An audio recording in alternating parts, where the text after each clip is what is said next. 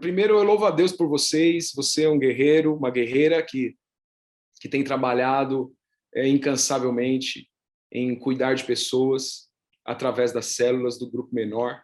E eu queria dar início aqui pensando com você, né? Por que célula? Porque talvez muitos aqui estão fazendo célula há 20 anos, como eu faço célula há 20 anos. Desde 99, já há 22 anos, na verdade, eu me reúno constantemente, há 22 anos, com um grupo de pessoas. E os anos vão passando e talvez, para quem está há muito tempo, venha a pergunta, né? Depois de fazer tanto, por que célula? E para outros que estão chegando agora, fazem a mesma pergunta porque estão chegando agora. Por que célula? Eu acredito no porquê célula, irmãos, porque a igreja, quando a gente olha para as escrituras, nós vamos enxergar nas escrituras que o sonho do pai é uma família, certo? O pai sonha com uma família. O pai não tem outro plano. O pai não sonha em levantar homens para ter ministérios. O pai não quer dar ministérios aos homens. Deus quer uma família. Deus usa os ministérios para empoderar uma família, para estabelecer uma família.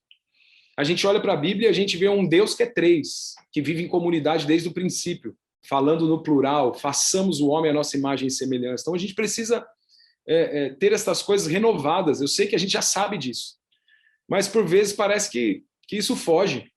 São tantos desafios, tantas questões que isso pode fugir da simplicidade do poder que é nisso. Deus, ele sonha com uma família. E dentro dessa realidade de família, a célula, ela se enquadra, ela fecha todas as arestas, ela completa, ela facilita a vida em família. A célula vamos dizer assim, é um mecanismo facilitador da vida que a igreja deve ter. A célula não pode ser um encontro, ok? A célula jamais pode ser um encontro. A célula tem um encontro, tem um dia que a célula se encontra, mas a célula não é um encontro. A célula é a maneira de nós vivermos igreja. Nós cremos, olhando para as escrituras, nós cremos que precisamos andar juntos, nós cremos que precisamos uns dos outros, nós cremos que devemos perdoar-nos mutuamente, edificar-nos mutuamente, nós cremos que a oração do justo pode muito em seus efeitos, então a gente ora um pelo outro, a gente compartilha a vida, abre o coração um para o outro. Então essa é a vida da igreja. E quando a gente olha para a vida da igreja, a célula se encaixa, porque ela é perfeita para vivermos igreja. A célula, na verdade, ela é um facilitador de nós olharmos para as escrituras e falar assim, eu posso viver isso. Eu tenho como viver isso na minha igreja local, em Itaquera e as outras comunidades aqui, não é? Presentes. Eu tenho como viver isso na minha comunidade. Como? Me reunindo, né? Constantemente com um grupo de pessoas. E dentro desse encontro, desses encontros, dessa vida partilhada, a vida de célula se expressa. A célula, ela não é todo o corpo, mas ela traz dentro de si todas as informações necessárias para gerar um corpo inteiro. Assim como as células do nosso corpo, elas podem gerar um novo corpo inteiro, a sua célula, o seu grupo menor, ela traz em si tudo o que ela precisa para gerar um novo corpo, gerar uma nova célula, multiplicar. Então é vida que se extravasa, né? Que se multiplica. As células, elas não são uma maneira de nós nos organizarmos. As células é a nossa maneira de ser igreja. Como a gente estava falando aqui, não é? Quando a gente olha para a maneira de ser igreja, aquilo que Deus espera que a gente viva, a gente vai encontrar todas essas características numa célula. E conversando um pouquinho com o Lê, antes desse encontro, pensando em algumas coisas para ele, a gente falou sobre alguns erros cometidos, né? Pô, a gente lidera, ou de repente tem aqui auxiliares, gente que quer liderar. E quais hoje têm sido talvez os principais erros que pessoas têm cometido, nós como líderes temos cometido? Primeiro, eu quero lembrar você que eu acredito, ninguém quer errar, certo? Ninguém que lidera quer errar. Ninguém acorda num dia e fala assim, eu quero fazer uma porcaria na minha célula hoje. Hoje eu vou acabar com tudo. Hoje aqueles membros da célula, ninguém acorda assim, certo? Nós queremos acertar. Então nós estamos aqui numa sala com 64 conexões, isso vai dar muito mais pessoas, né? Tem muitas duplas aí, talvez 120 pessoas aqui, ou mais conectadas, 120 pessoas que querem fazer segundo o coração de Deus. Né? Gente que busca agradar o Pai através do cuidado uns dos outros. Então, Quais são as falas, os pensamentos e práticas que eu poderia chamar assim de mortais para um líder, né? Que podem literalmente acabar com a sua liderança, acabar com a liderança de alguém. E a primeira delas, a primeira fala, o primeiro pensamento, a primeira prática é o pensamento, é a prática do líder que vive conforto. Porque o conforto, nós precisamos entender que todas as vezes que um líder entra em uma temporada de conforto, ele está sendo cercado pelo retrocesso. Todas as vezes que nós entramos numa temporada de muito conforto, falando de liderança, do nosso papel como líderes, você pode ter certeza que nós estamos sendo cercados pelo retrocesso.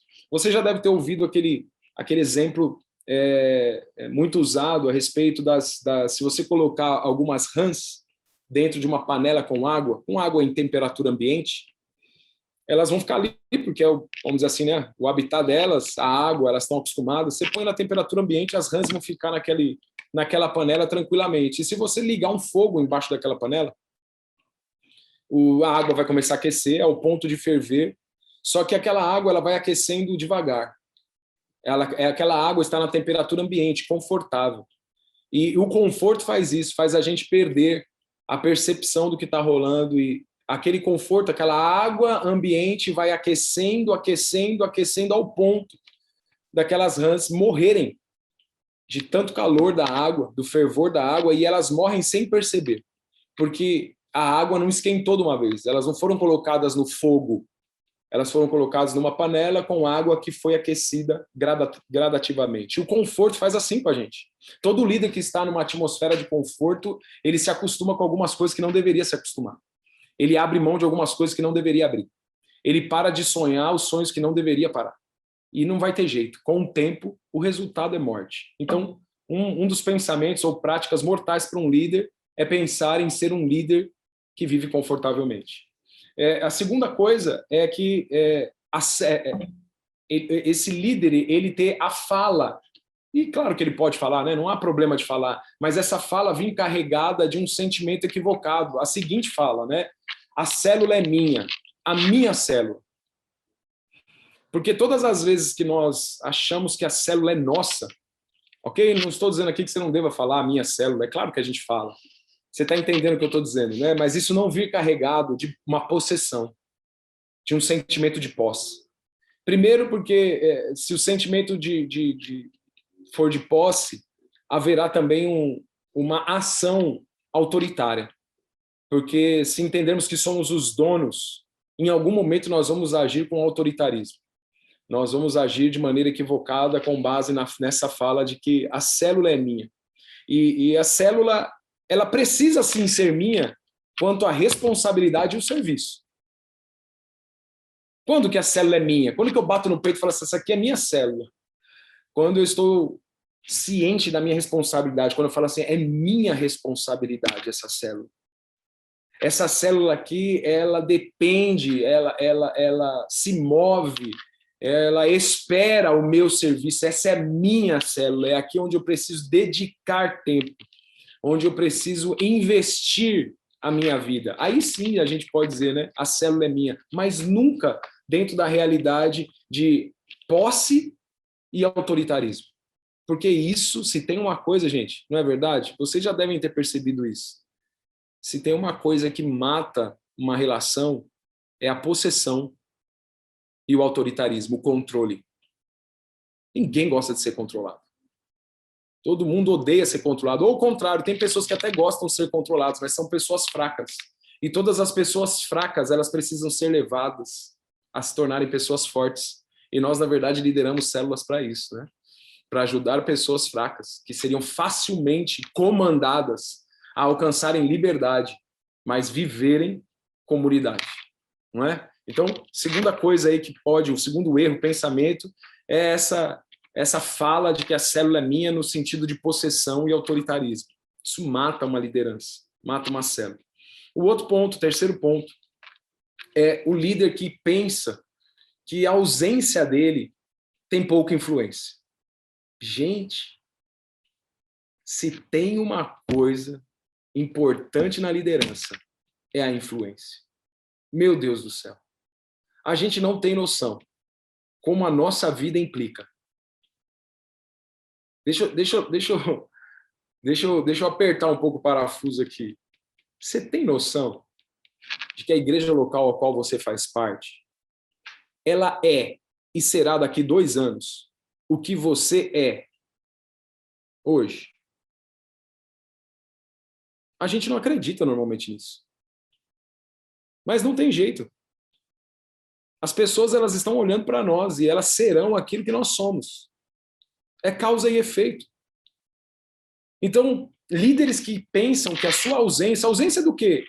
A ausência nos encontros da célula, a ausência da célula, pô, a célula não acontece, a célula é desmarcada, né? Por qualquer motivo, a ausência nos encontros do prédio da igreja local, a ausência nos encontros de liderança. Gente, a gente precisa ter noção de que nós líderes, nós somos pastores. Nós somos pastores. Eu vou dizer algo para você, hoje como eu cuido, eu sirvo 400 células, eu sou pastor de aproximadamente 120 pessoas. O resto das pessoas, na verdade, não sou eu que pastoreio. Não sou eu que elas ouvem. Elas não me ouvem. Elas ouvem o supervisor e o líder de célula. Eu tenho essa plena convicção. Não sou eu o pastor. Eu me esmero em tentar cuidar de todas, ainda que eu não consigo, mas o máximo que eu puder eu faço. Com senso de pastoreio, ok? Na responsabilidade, eu me sinto pastor das 400 células que dão aproximadamente 4.000 pessoas. Eu me sinto pastor delas. Eu sinto a responsabilidade do cuidado, mas eu sei que não é minha voz que elas ouvem. Lá na ponta, elas estão ouvindo os líderes de célula. Elas estão assistindo a vida de um líder de célula. Elas estão percebendo como o líder age, onde ele vai, como ele faz, o que ele diz, como ele pensa, qual o ponto de vista que ele tem dos assuntos. As pessoas estão olhando para você. Quem olha para mim são os 100 principais líderes, que não são nem os líderes de célula. Quem olha para mim são supervisores de área e supervisores, porque hoje eu sou um supervisor de distrito. Esses 2 níveis olham para mim.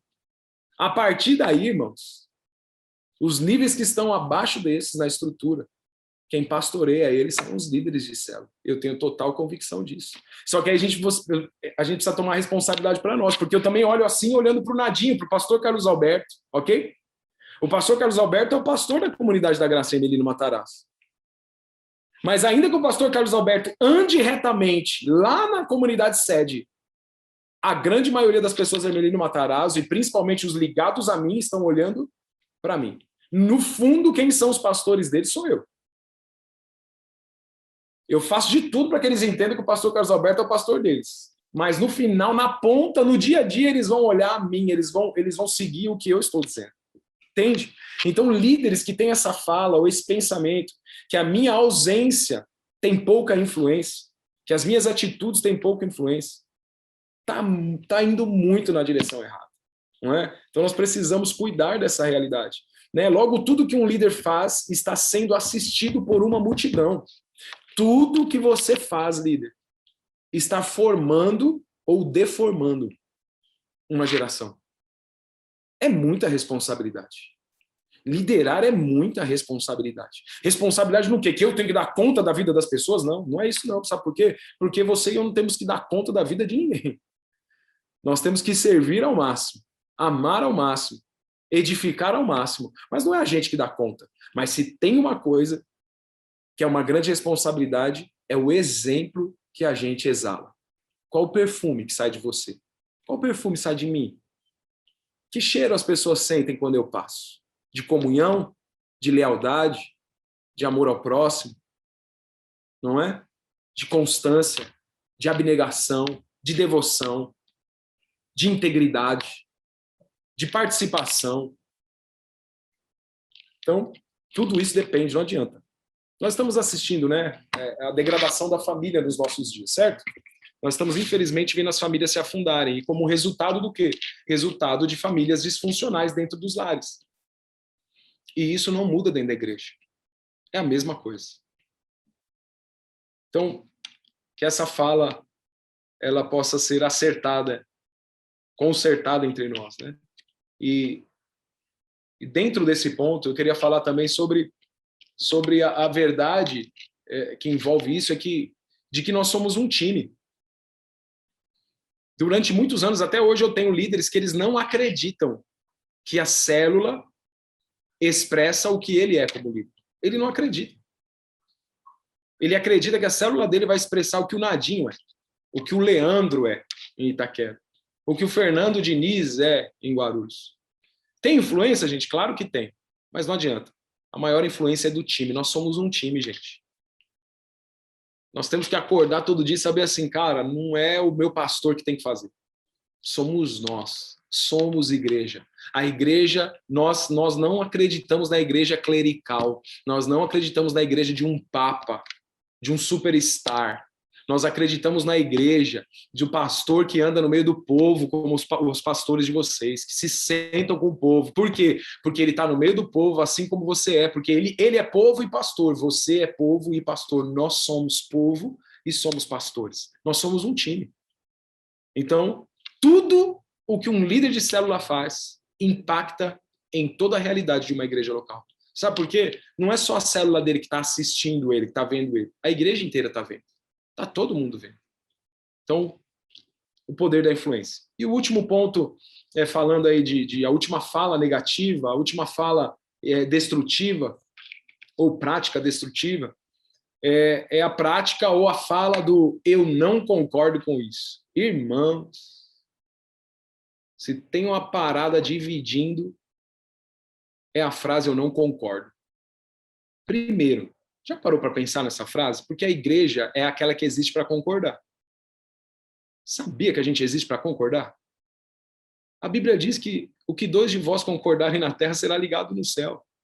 A igreja existe para concordar. Mas parece que a gente está procurando um motivo para discordar. As pessoas procuram motivos para discordar porque parece inteligente pensar diferente. Você entende? E às vezes, alguns de nós somos mais inteligentes que os outros, né? É verdade. Certamente aqui nesse grupo tem pessoas muito mais inteligentes do que eu. É um fato. Só que nós não precisamos brigar pela inteligência. Porque a inteligência não liga nada no céu. A Bíblia diz que o que liga no céu é a concordância na terra. Não adianta eu ser muito inteligente, ser mais inteligente que o outro e viver em desacordo. Porque Deus está a fim de abençoar o que concorda. Deus, ele se manifesta na concordância, irmãos. O que 2 ou 3 de vós ligar na terra será ligado no céu. Pensa nisso. A igreja é aquela que fala amém. Amém. Eu concordo. Então, isso mata a liderança. O papo do não concordo. Ricardo, o que eu faço então? Não posso discordar? Não é isso que eu estou falando. Nós não somos controlados, nós não somos bonecos, nós não temos que pensar igual. Mas espera aí, irmão. Somos igreja. Somos igreja. A sociedade sem Deus, e infelizmente alguns da própria igreja, estão, parece que, trabalhando para viver em desacordo. E isso se torna uma cultura na sociedade que é uma cultura que, se a gente vacilar, entra para dentro da igreja local. Nós, às vezes, pensamos diferentes. Mas o que a gente faz? A gente senta para tentar pensar mais igual possível. Se eu penso diferente do Leandro, eu não vou ficar dizendo para os líderes de célula da comunidade da Graça em Itaquera. Eu não vou dizer para os irmãos de Itaquera, eu não vou dizer para o Edson, eu não vou dizer para a Isabel, eu não vou dizer para vocês, olha, eu não concordo com o Leandro. O Leandro não está enxergando isso aqui, ó. Eu nunca vou dizer isso para vocês. Talvez eu vou chegar no Leandro para dizer assim, Lê, eu não estou pensando igual a você, mas eu queria tanto pensar igual, cara. Vamos trocar uma ideia para ver se a gente consegue pensar igual. Porque a gente está ficando louco, gente. A gente está achando bonito pensar diferente. Um orgulho santo de pensar diferente. A minha opinião. Não penso assim. O meu ponto de vista. Para quê? Para quê? Deus está a fim de encontrar 2 ou 3 que concordem para ele fazer milagres, sinais e maravilhas, irmãos. Outro dia, um irmão nos procurou, não. Nós percebemos que um irmão estava dentro da igreja local e na sua célula, dizendo abertamente na célula que não concordava com o termo reinar em vida, que inclusive é bíblico, está lá em Romanos. Ele não concordava com o termo que nós temos usado em Emelino Matarazzo sobre reinar em vida, porque em Apocalipse fala que aqueles que se intitulam reis são a própria Babilônia. E ele disparou em falar para todo mundo, mas não veio falar para nós.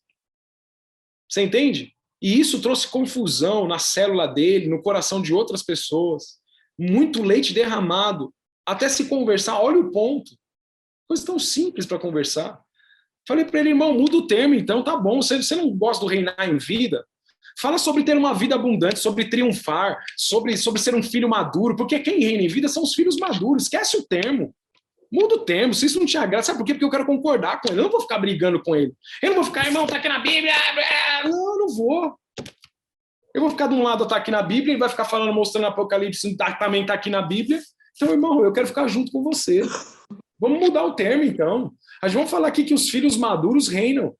Que os filhos maduros reinam em vida. Que os filhos maduros, eles vivem uma vida diferenciada sobre a terra. Por quê? Porque eu não quero ficar brigando em desacordo. Eu quero lutar pelo acordo. Porque isso traz bênção de Deus, ok? Mateus 18 fala isso. Que tudo que nós ligarmos, concordarmos na terra, será ligado no céu. Então, que seja assim entre nós. E queria aqui, nos próximos 7 minutinhos, falar alguns pontos positivos. Algumas práticas bem básicas. Que talvez... E aqui eu quero trazer um adendo para nós, irmãos. Eu não sei se você é assim, eu sou assim. Quando eu ouço uma coisa que eu já sei, ou que eu suponho que eu já sei, eu não aprendo nada, certo? Parece que meu ouvido faz assim, ó, ainda que ele esteja assim. Então, a gente vai usar aqui, eu vou usar com vocês, até por sugestão do Leandro, a sigla G100 para falar de pontos positivos. E como a gente já ouviu, por exemplo, se eu falar aqui o que é comunhão, você fala, já sei que é comunhão. Aí a gente não ouve mais nada do que o outro está dizendo, não é? A gente não é assim? Eu sou assim. Eu acho que a maioria de nós é assim. Mas eu quero que todas as vezes que você ouvir algo que você fala assim, eu já sei, eu quero que você pense, será que eu já estou praticando tudo que já sei a respeito disso? Porque esse é o ponto. Porque se nós não estamos praticando o que já sabemos, é porque a gente precisa ouvir de novo. Certo? Então vamos lá, porque talvez você e eu não estejamos praticando alguma coisa dentro desses pontos. Primeiro ponto, de um líder que leva uma célula ao máximo. Esse líder que leva uma célula ao máximo, ele trabalha intencionalmente, constantemente, ardentemente, a comunhão. Isso precisa ser trabalhado.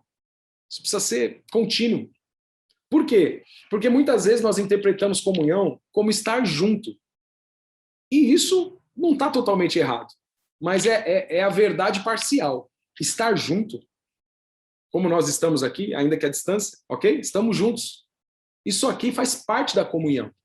Se nós provocarmos o estar juntos, isso vai fazer um bem louco para o grupo. Ok? Isso vai ser muito bom para o grupo. Porém, isso não é tudo. Isso é só uma parte. Se a gente for para Salmo 133, aliás, eu ministrei em Emelino há pouco tempo, depois eu mando o link para o Lê aí, se ele quiser enviar, porque eu pensei agora aqui, eu ministrei sobre o Salmo 133, eu acho muito interessante, irmãos, a gente ouvir, porque ele é muito prático. E talvez você vai ouvir coisas que você nunca ouviu, não é porque eu disse, não, é porque eu nunca tinha ouvido, e eu fui simplesmente estudar os significados das palavras. Não tem nada de mega espiritual, nossa, o Ricardo, o que ele trouxe, eu fui lá, estudei o significado das palavras no original, trouxe o original de Salmo 133, irmãos do céu, que coisa poderosa. Quanta vida, quanto poder. E uma dessas coisas eles falam lá, quão bom e quão suave é que os irmãos vivam unidos, ou vivam em união. Então, quando a gente fala em comunhão, que é isso aqui, quão bom e quão suave é que os irmãos vivam em união, a gente pensa normalmente só na parte de estar junto. Mas se você for na base da palavra vivam, ele fala de estar constantemente juntos. Viver é partilhar momentos da vida. Então, isso é o vivo, é o que nós estamos fazendo aqui, nós estamos partilhando o momento da vida. Você partilha o momento da vida quando você chama alguém na sua casa, quando você está na reunião da célula, quando você está no prédio da igreja local, quando você sai para comer uma pizza, para tomar um café, e aí vai. Certo? A gente vive, mas ele vive em união. E o união, a base da palavra união, ela fala de ter uma vida compartilhada. A união fala assim, ó, de não ter nada na minha vida que não seja revelado a você. Então é demais isso. O que é a comunhão? A comunhão acontece de verdade quando a gente passa muito tempo junto, mas mais do que isso, quando a gente tem o nosso coração totalmente desnudado uns aos outros.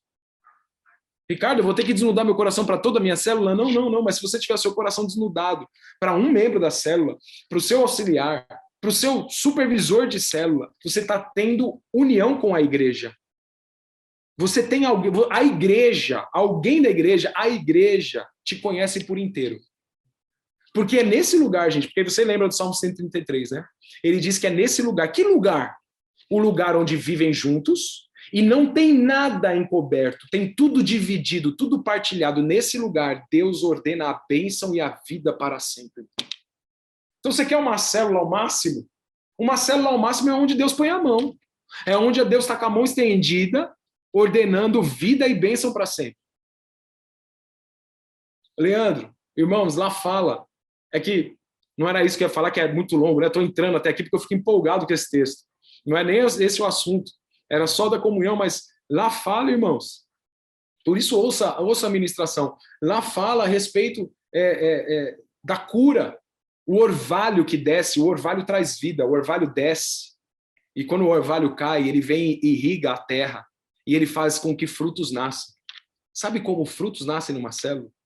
Se houver viver junto e união. Muito tempo gasto junto. E uma vida literalmente dividida. Transparência. Ter tudo em comum. Isso faz com que frutos nasçam. Isso leva uma célula ao máximo. Segundo ponto, a edificação. Falando do G100, grupo de comunhão, edificação. Segundo ponto, você quer levar sua célula ao máximo? Meu irmão, aproveita toda oportunidade que você tiver para edificar as pessoas. Aproveita. Aproveita, fica buscando oportunidade. A cada situação que acontecer com pessoas individualmente ou em grupo, aproveita aquela situação para trazer um ensino, para trazer a palavra, para ministrar, para trazer um princípio bíblico, para ensinar aquela pessoa a viver dentro daquela realidade. Aproveite uma notícia que saiu, aproveite uma situação que aconteceu na vida da família daquela pessoa, aproveite um problema que está rolando para ensinar, para edificar, porque a edificação é o que vai tornar a sua célula frutífera, porque não vai ser só você que conhece as escrituras, que sabe das verdades, que anda nos princípios, mas aqueles que estão junto com você. Outra coisa, mais prática, dentro da célula. Na célula, a edificação, na hora, no momento da reunião da célula, a edificação, a gente já sabe disso, mas te lembrando, ela precisa ser mútua. Permita que as pessoas edifiquem as outras. Quando alguém levantar a mão e falar assim, olha, está acontecendo uma situação, eu estou passando um problema tão grande na minha vida, está acontecendo isso comigo, sabe o que você faz? Ao invés de você sair falando, pergunta para a célula, irmãos, alguém aqui tem alguma palavra, algo para dizer para esse irmão? O céu desce, irmão. Porque aquele irmãozinho que você nem imagina, ele abre a boca, ele traz um texto, ele fala um testemunho. A edificação acontece com um líder de boca fechada, porque ele leva a sua célula ao máximo. Terceiro ponto, de boas práticas para a liderança, é com relação a líderes que sonham com a multiplicação. Meu irmão, a multiplicação, ela nunca pode ser uma mera meta, mas um fogo no coração. A multiplicação não pode ser uma mera meta, mas um fogo no coração. O que isso quer dizer? Eu não tenho que ter meta? Tem, irmão. Coloca uma data, expressa uma data. Não como uma obsessão, mas coloca uma data. Pensa no dia, como vai ser, mas não pode ser uma mera meta. Precisa ser algo que queima no coração. Precisa ser algo no interior que sonha com almas salvas, entende? Não é sonhar com uma célula multiplicada, é sonhar com almas alcançadas. Porque se a gente sonhar com uma célula multiplicada, a gente está sonhando muito pequeno e a gente corre o grande risco de sonhar como instituição, como comunidade da graça. A gente pode sonhar até de certa forma, como uma gerência, como uma empresa, sabe? Que tem que bater uma meta. E às vezes até acontece, mas normalmente quando acontece assim, logo vem o retrocesso. Então, na multiplicação, meu irmão, minha irmã que está aqui, eu quero convidar você a nutrir fogo no teu coração por compaixão por almas. Fala, Senhor, eu sonho que essa célula vá para outra rua. Porque na outra rua é uma chance maior de gente que está nas mãos do diabo ser alcançada. Eu sonho que essa célula se multiplique em 5. Por quê? Para falar que o Ricardo teve um bom êxito? Não, porque vai ter uma chance de muito mais gente ouvir a palavra. Tem tanta gente na mão do diabo, Senhor. Tem tanta gente sofrendo. Tanta gente que precisa que o evangelho chegue. E uma célula multiplicada, ela é potencializada. Sonhe com isso. E então, a multiplicação vai ser um resultado natural. Não forçoso. Não algo difícil, penoso de fazer. E o último ponto que eu queria deixar aqui é: lidere-se. Irmão, se a gente não se liderar, não é, irmãos? Se eu não me liderar, se eu não tiver domínio próprio, que é um fruto do Espírito, ferrou, irmão. Sabe por quê? Porque só quem se lidera, só quem está debaixo do domínio próprio, pode responder corretamente aos desafios que um líder tem. Às lutas, aos gigantes. Pode responder bem às calúnias, ao abandono, às traições. Irmãos, vamos ser realistas com a gente aqui? Quantas vezes a gente se vitimiza também, né? A gente se acha o líder mais sofredor da face da terra. Quantas vezes eu já me senti assim, irmão? Tadinho de mim, não merecia isso. Tantas vezes deixei de fazer as coisas com a minha família para servir esse grupo de irmãos. Olha agora, foi embora. Tá falando mal de mim. Me abandonou. Irmão, a gente não tem falta de nada. Lembra de Efésios 1, do 1 ao 3? A Bíblia diz que você e eu, nós já fomos abençoados com toda sorte de bênçãos espirituais nos lugares celestiais em Cristo. Nós estamos assentados num lugar de abundância. Nada nos falta. Não nos falta amor, não nos falta compreensão, não nos falta nada. Não são as pessoas que vão ter que nos dar isso. Nós já temos tudo em Cristo Jesus. Essa é a nossa posição em Cristo. Nós não somos vítimas. Nós precisamos colocar de lado a mentalidade de vítima para poder liderar a nós mesmos, porque senão a mentalidade de vítima faz a gente ser um líder reativo e a gente bate nas pessoas, reage mal, retruca, fala duro. Entende? Bate nas pessoas e acaba perdendo a nossa liderança. Jesus, ele permaneceu o mesmo diante do beijo da traição de Judas. Ele permaneceu o mesmo. Ele continuou chamando o cara de amigo. Não é porque o cara te traiu que você vai chamar ele de inimigo. Continua chamando ele de amigo. Se ele quer ser inimigo, o problema é dele, sabe por quê? Porque você não tem falta de nada. Você já está suprido em tudo. Você não precisa mudar quem você é porque o outro mudou com você. A liderança, quando ela é feita assim, ela atrai as pessoas. Ela leva as pessoas ao máximo. E não adianta. A glória de Deus vem. E Deus faz com que esse povo avance e se multiplique. Que em nome de Jesus, irmãos, vocês e eu, porque eu também preciso, nos acheguemos a uma relação profunda com o Espírito Santo, porque ele entrega todas essas coisas para nós. E aí a gente pode decolar em Cristo Jesus. Amém? É isso aí. Obrigado. Falei um pouco mais do que queria. Pelo menos 7 minutos mais do que eu queria. Podia falar mais até, viu? Podia falar até mais aqui, que foi muito bom. E que você falou muita coisa que agrega valor, muita coisa que abre os nossos olhos, muita coisa que mostra para nós que nós temos a maneira que temos que enxergar a célula, né?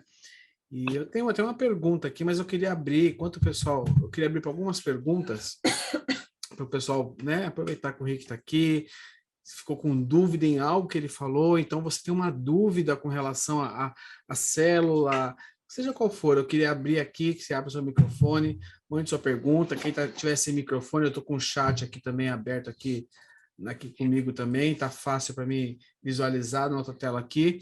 Mas enquanto você formula a sua pergunta aí, pessoal, já vai pensando. Eu queria deixar uma pergunta para você aqui, Rick.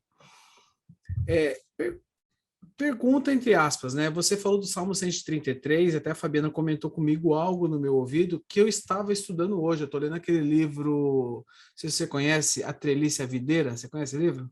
Nunca li, mas é bem conhecido o livro. Ele fala muito sobre discipulado, né? E ele fala sobre o perigo de nós levarmos o discipulado para algo muito metódico, algo muito sala, Sim. algo muito grupo. Eu queria que você colocasse aqui para nós, Rick, o seu ponto de vista e como vocês trabalham o discipulado na comunidade Emelino Matarazzo. E eu queria, enquanto o Rick estiver respondendo, pessoal, eu queria que vocês fizessem algumas perguntas aqui. Nós temos aí mais em torno de 15 minutos, né? Para a gente estar aqui batendo esse papo com o Rick, para que ele possa estar respondendo vocês. Rick, por favor, amigo. Quanto ao discipulado, irmãos, é o seguinte, eu acredito que o discipulado fluido, diria assim, no vocabulário que tem, o discipulado perfeito. Vai como vai. Ele é resultado de uma relação profunda de amizade, daquilo que a gente chama de amizade, né? É que muita gente confunde o que é amizade, né? Mas é até difícil falar. Hoje em dia é difícil. Você fala pai e a pessoa pensa em alguém violento que acaba com a vida dela. Quando eu penso pai, eu penso num cara que me ensinou várias coisas e que me apoiou a chegar onde eu cheguei hoje. Então é difícil hoje em dia, né? Tá tudo deturpado os conceitos, mas eu penso que o discipulado perfeito ele é fruto de uma relação gostosa, de uma relação que ela não é íntima de cara, porque todo discipulado ele começa engatinhando, né? Ele começa com uma relação mais distante, sem muita intimidade, mas à medida que o tempo passa, o discipulado que eu acredito e que a gente procura viver aqui em Emelino não é um discipulado de sala, de metódico, de livro, ainda que muitas vezes, né, que nem às vezes, tô lendo um livro e vou ter discipulado, eu compartilho algo que está no meu coração, né? Não é porque a gente vai sentar e fazer um livro junto, não, mas não significa que um discípulo, um discipulador não possam fazer um livro juntos. Não, é flexível, a verdade é essa, mas no final a essência é que a relação entre os dois é uma relação gostosa. É uma relação onde um não se sente inferior e o outro não se sente superior. Só que para isso, irmãos, vamos ser sinceros, para isso, a gente precisa estar sendo moldado também por Cristo, pelo Espírito Santo, permitindo ser moldado. Porque as relações de discipulado, elas dão ruim normalmente, porque alguém se sente superior ou o outro se sente inferior. E aí a relação ela não flui. Quando é uma relação que ainda assim haja muita honra e respeito de mim para com o Nadinho, total, eu sei que ele é o meu pastor, ele nesse sentido carrega uma unção que eu não tenho, é assim que eu vejo ele, certo? Porém, eu sei que ele é alguém como eu, que eu também posso chegar e ajudá-lo. Mas com o coração, não, de tá vendo, meu pastor tá errado, eu não concordo com ele, porque aí quando eu pensei assim é porque eu já me senti melhor do que ele, aí a posição tá errada. Aí a relação acaba. Então, a relação de discipulado que eu creio é essa relação do dia a dia, onde a gente está junto por nada. Sabe? Onde às vezes um discipulado acontece durante 20 minutos apenas, e ele nem teve assuntos profundos e específicos tocados. Nós tomamos um café juntos, batemos um papo, falamos sobre alguma coisa da vida, demos um abraço e fomos embora. Talvez terminamos o encontro e nem oramos um pelo outro. Mas eu acredito que é essa vida, porque quando eu olho para Jesus, para o discipulado dele, ele estava ali, cara, hora comendo, hora tendo que multiplicar pão e visitar uma pessoa, ressuscitar um morto. Eles estavam vivendo. É a vida. Eles estavam vivendo. Então eu penso que mas vou voltar para Salmo 133. Primeiro ponto, gastar bastante tempo junto, o máximo que puder. E cada um tem a sua realidade, ok, irmãos? Não dá para medir. Fulano gasta 10 horas por semana com o discípulo dele, o outro gasta meia hora a cada 15 dias. Gente, cada um tem uma realidade. Que aquele que está dando menos se esforce para dar mais. Porque quanto mais, melhor, ok? Mas cada um tem uma realidade. Mas gaste o máximo tempo possível juntos. E segunda coisa, não tenha nada encoberto. Porque a hora que a gente não tem nada encoberto, nosso coração está desnudado. Não adianta. Discipulado acontece. Eu tenho uma pergunta aqui do Edson. Ele mandou uma pergunta seguinte. Eu vou ler aqui. Se o Edson vê que se eu não consigo interpretar a sua pergunta, Edson, você entra aqui no ar aqui e fala, tá? Com base na afirmação que uma célula ao máximo é uma célula onde Deus coloca a mão. Eu pergunto, o Edson Anoad, Edson Rodrigues, como podemos favorecer a Deus a colocar de forma abundante suas mãos em nossas células? Eu acredito que Deus ele já está em nosso favor, né? A verdade é essa. A única coisa que eu posso fazer como um líder de célula é atrapalhar Deus. É atrapalhar da mão de Deus fazer. É a única coisa que eu posso fazer. Porque Deus ele está em favor da igreja. Deus ele está com as mãos estendidas, ele não está com a mão encolhida. Deus não está esperando o erro do líder para pesar a mão e acabar com a célula dele, está falando, tá vendo, ó, não multipliquei tua célula porque você não presta. É o contrário, Deus está com a mão estendida. E aí é mais ou menos assim, é o que nós líderes, né, precisamos fazer para não atrapalhar o que Deus está fazendo na nossa célula.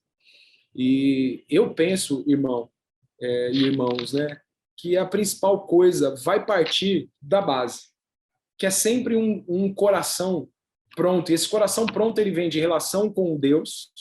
Então a gente precisa ter tempo de intimidade. Nunca vai sair de moda a intimidade com Deus, porque o papai vai dar direção para a gente. Ele sempre dá.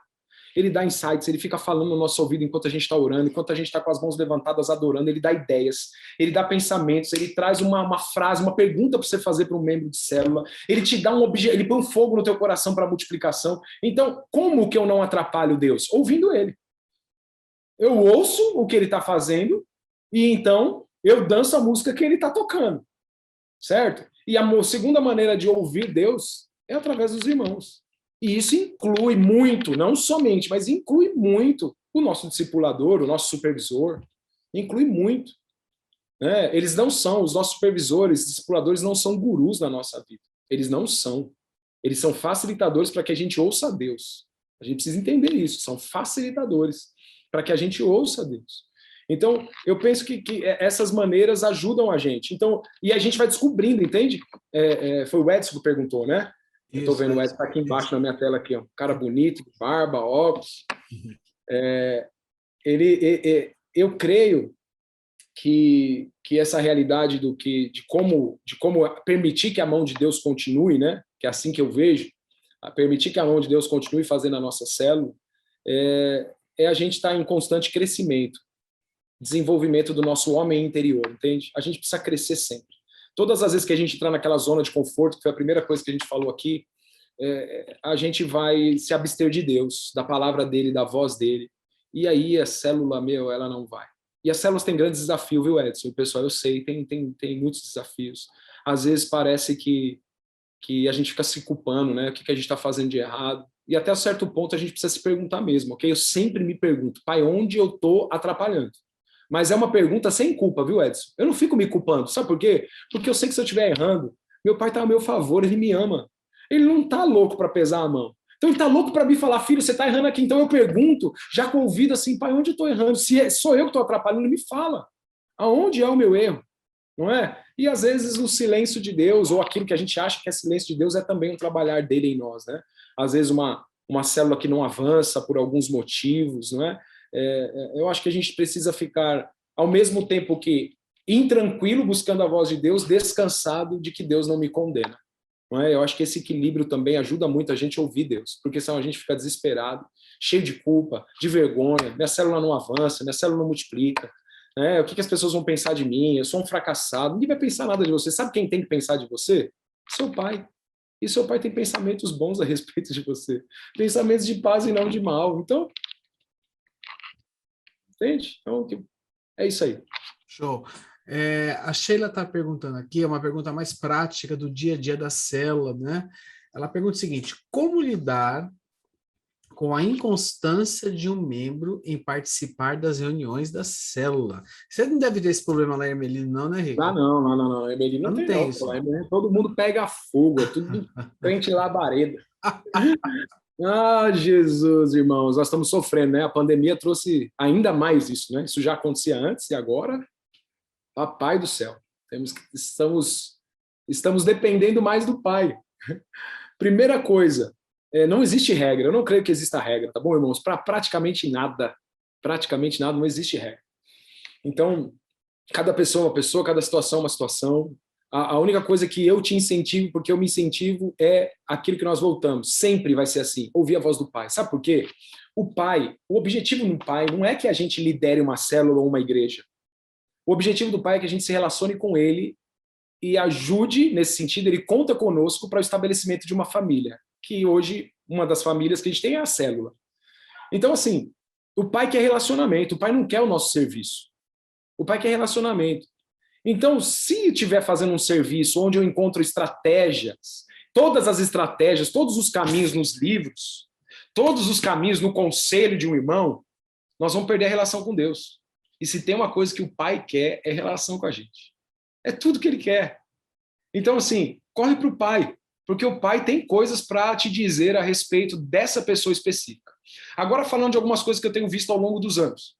Eu tenho visto pessoas que a gente insiste muito e elas nem sequer nasceram de novo. Então, Ricardo, eu vou ficar julgando quem nasceu de novo? Não, irmão. Não. Se a pessoa se diz irmão, eu sempre entro no julgamento que essa pessoa nasceu de novo. Só que assim, eu também preciso chegar num ponto de dizer, talvez essa pessoa não tenha nascido de novo e por isso que ela nunca quer nada. Porque quem nasceu de novo, irmãos, não adianta. Ela pelo menos demonstra em alguns momentos, no mínimo em altos e baixos, que ela quer. Porque se ela nunca quer, eu começo a pensar que talvez não tenha nascido de novo. Eu não vou dar uma sentença, você não nasceu de novo. Mas eu vou também ter a consciência de que talvez o que precise acontecer ali é o milagre do novo nascimento. Porque aqueles que nasceram de Cristo, eles têm fome dele.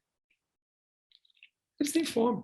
Ah, Ricardo, nasceu de novo, pode ser alguma outra coisa? Pode ser um trauma, né? Pode ser a maneira que ela se enxerga, não se enxerga adequadamente. Por isso que aí é o Pai que vai te mostrar.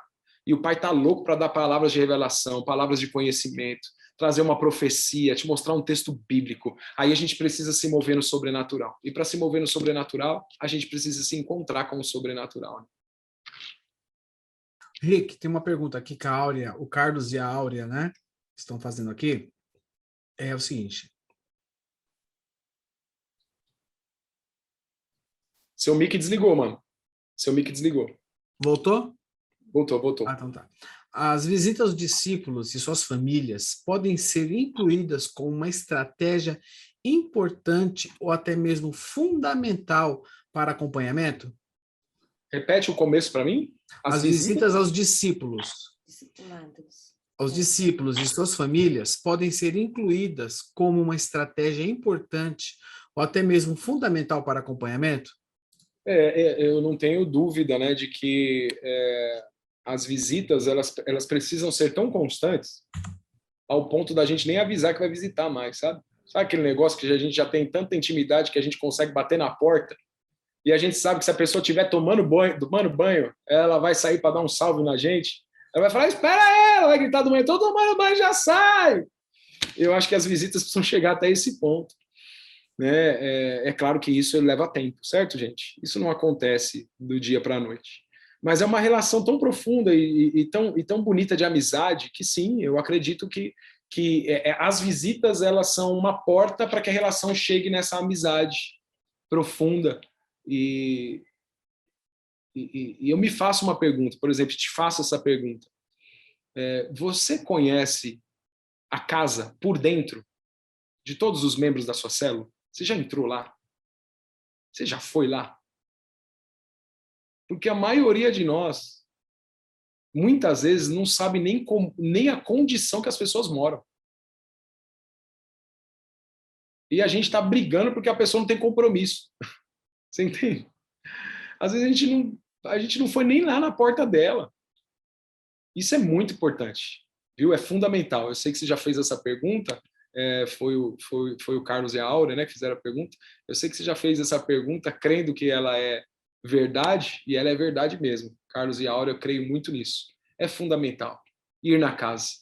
Evite encontros no prédio da igreja, irmão. Se for encontrar alguém, encontre em outro lugar. Faça todo o possível. Eu sei que às vezes em alguns encontros facilita. Pô, o culto vai começar às 6 horas, vamos estar 5 horas junto na igreja? Tudo bem. Não estou falando que não pode ser lá nunca.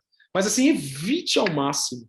Evite. Sai do prédio da igreja. Vai viver, vai, senta numa padaria. Ricardo, não tem dinheiro para ir numa padaria. Tá bom, irmão. Compra. Se você tiver lá R$ 3 para comprar o café, compra só o café e fica lá para ficar num outro ambiente com o teu discípulo. Né? Isso é muito importante. Bom, muito bom. Pessoal, tem mais algo? Ricardo, você segura mais 5 minutos para a gente responder mais uma perguntinha para a gente encerrar? Fica tranquilo, Alguém mano. tem mais alguma pergunta que quer mandar para o Rick aqui? Mais alguma pergunta? Pode mandar para o chat, pode abrir o microfone e fazer a pergunta direto para o Rick aqui. Alguém quer perguntar mais alguma coisa? Pessoal, gravei essa reunião aqui. Vou disponibilizar em alguns dias para vocês, para nós ouvirmos de novo e anotarmos aqui, porque muita coisa passa desapercebida, né, Rick? Tem muita coisa que fica no meio do caminho, né? Então, eu quero incentivar você a ouvir novamente e anotar aquilo que vai saltar ao seu coração. Alguém quer fazer mais alguma pergunta?